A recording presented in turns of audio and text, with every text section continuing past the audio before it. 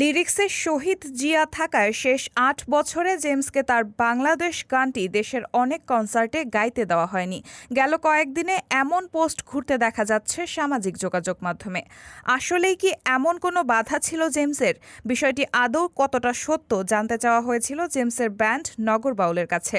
জেমসের ব্যবস্থাপক রুবাইয়াত ঠাকুর রবিন গণমাধ্যমকে বলেছেন, এমন বাধার কথা আমরাও কখনো শুনিনি, এগুলো আমরা জানি না, যারা লিখেছেন তাদের জিজ্ঞেস করা উচিত।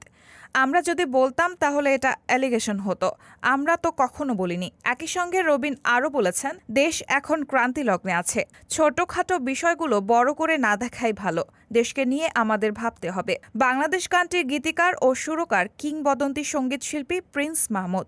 অন্তর্জালে গুজব ছড়ানো হচ্ছে শহীদ জিয়া শব্দ দুটির কারণে গানটি গাইতে নিষেধ করা হয়েছিল জেমসকে। তুমুল জনপ্রিয় এই গানটিতে পুরো বাংলাদেশ যেমন উঠে এসেছে, তেমনি আছে কীর্তিমানদের নামও। রায়হানা মুন, সবার কথা।